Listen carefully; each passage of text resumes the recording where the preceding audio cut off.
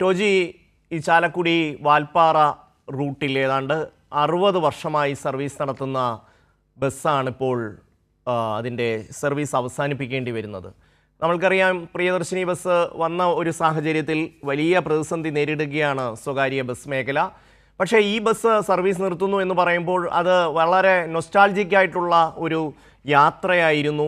വനമേഖലയാണെങ്കിലും തോട്ടം മേഖലയാണെങ്കിലും ഒക്കെ അവിടുത്തെ ഏറ്റവും സാധാരണപ്പെട്ട മനുഷ്യർ അവരുടെ നിത്യജീവിതത്തിന് വല്ലാതെ ആശ്രയിച്ചിരുന്ന ഒരു സർവീസാണിപ്പോൾ നിർത്തേണ്ടി വരുന്നത്. ശ്രീ ടോജി. തീർച്ചയായും ചാലക്കുടി വാൽപ്പാറ അന്തർ സംസ്ഥാന പാതയിൽ നമ്മൾ 2 സർവീസാണ് നടത്തിക്കൊണ്ടിരിക്കുന്നത്. ഈ സർവീസ് നമ്മുടെ കയ്യിൽ കിട്ടിയിട്ട് ഇപ്പൊ 6 വർഷം കഴിഞ്ഞു. 2020 നമ്മൾ ഈ സർവീസ് ഏറ്റെടുക്കുന്നത്. അന്ന് മുതൽ ലാഭം പ്രതീക്ഷിച്ചല്ല നമ്മൾ ഈ സർവീസ് കൊണ്ട് നടന്നിരുന്നത്. നമുക്കിപ്പോ 36 സർവീസ് നിലവിൽ ഓടിക്കൊണ്ടിരിക്കുന്നുണ്ട്. അതിൽ നിന്ന് എല്ലാ വണ്ടികളും കൂടെ നമുക്കൊരു ചെറിയ വരുമാനം കിട്ടുമ്പോൾ അതിൽ നിന്ന് ചെറിയൊരു വരുമാനം, ഇത് വരുമാനം ലാഭം നോക്കിയിട്ടല്ല നമ്മൾ ഈ സർവീസ് ഇത്ര നാളെ കൊണ്ട് നടന്നിരുന്നത്. ഇപ്പൊ ഈ പ്രിയദർശിനി സ്കീം വന്ന് പിന്നെ നമുക്ക് എല്ലാ വണ്ടികൾക്കും അതൊരു ബാധിക്കലായി. അപ്പൊ ഈ വണ്ടി ഒരു ബാധ്യത ശരിക്കും പറഞ്ഞു കഴിഞ്ഞാൽ നമുക്കിത് നിർത്താനായിട്ട് ഒരിക്കലും താല്പര്യമില്ല. എന്താ കാരണം വെച്ചാല് നമുക്ക് അത്രയ്ക്കും ലാഭം പ്രതീക്ഷിച്ചിട്ടല്ലെങ്കിലും നമുക്ക് കുറെ ഓർമ്മകളുള്ള വണ്ടിയാണത്. ഈ വണ്ടി നമ്മൾ 2017 മുതലാണ് ഇതിന്റെ പ്രശ്നങ്ങൾ സ്റ്റാർട്ട് ചെയ്യണത്. 2017 ഇതിന്റെ മുന്നത്തെ ഓണർമാരിൽ ചെറിയ KSRTC ചെറിയ പ്രശ്നങ്ങൾ വന്ന സമയത്താണ് ഇതിന് സമയമാറ്റങ്ങൾ നടത്തി കൊടുത്തത്. അത് പിന്നെ ഈ ബസ്സിന്റെ അവസ്ഥ വളരെ മോശമായി പോയി. എന്താ കാര്യം വെച്ചാൽ ഒരു 40 മിനിറ്റ് മുന്നിൽ ഒരു KSRTC വന്നു.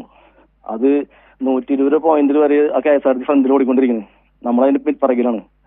അപ്പൊ തീർച്ചയായും ഈ സ്കീം വന്ന പിന്നെ സ്ത്രീ യാത്രക്കാർ മൊത്തം ഇതിന് മാറി.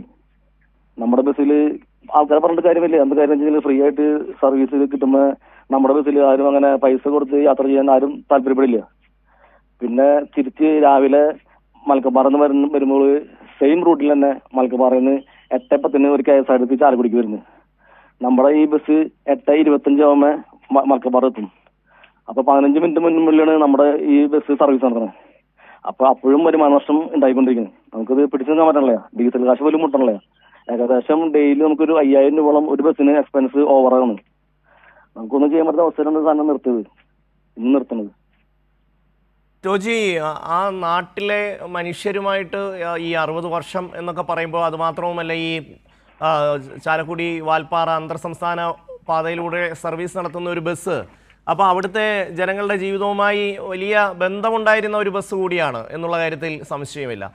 ഈ ബസ്സിൻ്റെ വിഷയവുമായി ബന്ധപ്പെട്ട് നിങ്ങൾ ഏതെങ്കിലും അധികാരികളെ സമീപിക്കുകയോ അവരുമായി ഈ വിഷയം ചർച്ച ചെയ്യുകയോ ഈ രീതിയിൽ സർവീസ് നിർത്തേണ്ടെന്ന സാഹചര്യമാണെന്ന് ബോധ്യപ്പെടുത്തുകയോ മറ്റോ ചെയ്തിരുന്നോ? നമ്മൾ കഴിഞ്ഞ സർക്കാരിന്റെ ഭരണകാലത്ത് മുതൽ നമ്മൾ ആന്റണി രാജു സാറ് മന്ത്രി ആയിരുന്നപ്പോഴും ഗണേഷ് കുമാർ സാറ് മന്ത്രി ആയിരുന്നപ്പോഴും ഞങ്ങൾ നേരിട്ട് പോയി കണ്ട് സംസാരിച്ചാണ്. അപ്പോഴൊന്നും ഒരു കാര്യം റെഡി ആയിട്ടുണ്ടായിരുന്നില്ല. പിന്നെ അന്ന് പ്രിയദർശിനി ബസ് ഉണ്ടായിരുന്നില്ല. പക്ഷെ അന്നും ഈ KSRTC ഫ്രണ്ടിൽ ഓടിക്കൊണ്ടിരുന്നുണ്ടായിരുന്നു. അത് മാറ്റാനുള്ള കാര്യങ്ങൾക്ക് വേണ്ടി നമ്മൾ കുറെ പ്രാവശ്യം മന്ത്രിനെയും എല്ലാവരും കണ്ട് സംസാരിച്ചതാണ്. ഒന്നും നടന്നില്ല. KSRTC അധികൃതരും എല്ലാവരും മന്ത്രിനെ വിളിച്ച് എല്ലാം ചാലക്കുടി MLA സനീഷ് കുമാർ സാർ അടക്കം എല്ലാവരും വിളിച്ച് സംസാരിച്ചതാണ്. അതിലൊന്നും നടപടി ഉണ്ടായില്ല. നമുക്കൊന്നും ഒരു ഇത് കിട്ടിയിരുന്നില്ല. പിന്നെ ഇപ്പൊ ഈ പ്രിയദർശിനി കേസ് വന്നപ്പോ പിന്നെ വീണ്ടും നമുക്ക് ഭയങ്കര ഒരു ബാധ്യതയായി പോയി. പിന്നെ ഡീസൽ ഇപ്പൊ കൂടി, വില റേറ്റ് കൂടി. അപ്പോഴും അതിന്റെ ഒരു എഫക്ട് ഇതിലുണ്ടായി. നമുക്കൊന്നും ചെയ്യാൻ പറ്റാത്തൊരു അവസ്ഥയിൽ പോയി. അതുകൊണ്ട് മാത്രമാണ് ഈ സർവീസ് നമ്മൾ നിർത്തുന്നത്. നിങ്ങളുടെ വേറെയും ബസ് സർവീസുകൾ ഉണ്ടല്ലോ, അതിലിപ്പോ ഈ ഒരു സർവീസ് മാത്രമാണോ ഈ പ്രിയദർശിനി ബാധിച്ചിരിക്കുന്നത്? മറ്റ് സർവീസുകളെ ബാധിച്ചിട്ടില്ലേ? മറ്റു സർവീസിനെ ബാധിച്ചിട്ടുണ്ട്. പക്ഷെ അതിൽ ഇത്രയ്ക്കും വരുമാനക്കുറവ് നമുക്ക് വന്നിട്ടില്ല. ഈ ബസ്സിന് ഏറ്റവും കൂടുതൽ വരുമാനം നമുക്ക് നഷ്ടപ്പെട്ടാണ്. എന്താ കാര്യം വെച്ചാൽ ഇത്ര ലോങ് റൂട്ടിലേ ചാലക്കുടിയിൽ നിന്ന് ഏകദേശം 90 കിലോമീറ്റർ മേലെ മലക്കപ്പാറ റൂട്ട് വരുന്നുണ്ട്. ഒരു ഫയർ സ്റ്റേജ് വരുന്നത് 120 രൂപയാണ് KSRTCയിൽ. അപ്പൊ ഈ 120 രൂപയുടെ നഷ്ടം എന്ന് പറയുമ്പോൾ ഭയങ്കര നഷ്ടമല്ലേ.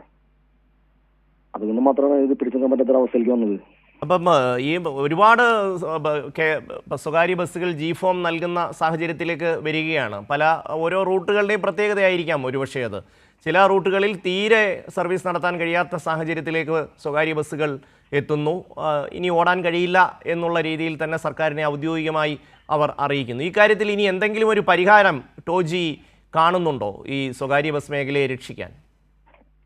ഇതില് ഗവൺമെന്റ് അധികാരികൾ ഇടപെടണം ഈ വിഷയത്തില്. പ്രൈവറ്റ് ബസിന്റെ വിഷയത്തില് ഭരണാധികാരികൾ, സംഘടനക്കാരും എല്ലാവരും നല്ലൊരു തീരുമാനം എടുക്കണം. എന്താ കാര്യം എന്ന് വെച്ചാൽ കുറെ നേതാക്കന്മാരുടെ ബസ്സുകൾക്ക് ഇതിന് ഒരു പ്രശ്നം വന്നിട്ടില്ല, പ്രിയദർശിനി ബാധിച്ചിട്ടില്ല. ബാധിക്കുന്ന ഉടമകൾക്ക് മാത്രമാണ് ഇതിന്റെ ബുദ്ധിമുട്ടുള്ളൂ. അപ്പൊ സംഘടനക്കാരും എല്ലാവരും അധികാരികളും എല്ലാവരും ഇതിനൊരു തീരുമാനം ഉണ്ടാക്കി തരണമെന്ന് എനിക്ക് പറയാനുള്ളത്. ടോജി, ഇതില് എന്തെങ്കിലും പ്രത്യേകമായൊരു നിർദ്ദേശം നിങ്ങളുടെ ഭാഗത്ത് നിന്ന്, അതായത് ഇപ്പോൾ എന്തായാലും ഈ സൗജന്യ സർവീസ് തുടങ്ങിക്കഴിഞ്ഞു, അപ്പോൾ ഇനിയിപ്പം ഏത് രീതിയിൽ അതിനെ നിങ്ങൾക്ക് അനുകൂലമായ ഒരു തരത്തിലേക്ക് കാര്യങ്ങളെ കൊണ്ടുപോകാൻ കഴിയും? അതിന് പ്രത്യേകമായ എന്തെങ്കിലും നിർദ്ദേശം നിങ്ങളുടെ ഭാഗത്ത് നിന്ന് ഉണ്ടാകുന്നുണ്ടോ? എനിക്ക് പറയാനുള്ള കാര്യം എന്ന് വെച്ച് കഴിഞ്ഞാൽ ടാക്സ് ഫ്രീ ആക്കി തരണം, ടാക്സ് ഒഴിവാക്കി തരണം. പിന്നെ ഡീസൽ സബ്സിഡി കിട്ടണം. നമുക്കൊരു 50% സബ്സിഡി കിട്ടി കഴിഞ്ഞാൽ ഇത് വലിയ കുഴപ്പമില്ലാണ്ട് കൊണ്ടുപോകാൻ പറ്റുമെന്ന് എനിക്ക് തോന്നുന്നത്. അതുപോലെ ടാക്സ് ഇളവ് കിട്ടണം, ടാക്സ് പൂർണ്ണ ഇളവ് കിട്ടണം. അങ്ങനെയാണെങ്കിൽ നമുക്കിത് ആലോചിക്കാനുള്ള കാര്യമുള്ളൂ. അങ്ങനെ വല്ല തീരുമാനങ്ങളൊക്കെ ഉണ്ടായിട്ടുണ്ടെങ്കിൽ നമുക്ക് സർവീസ് നടത്താനായിട്ട് യാതൊരു ബുദ്ധിമുട്ടില്ല. സർവീസ് നമ്മൾ നടത്തും.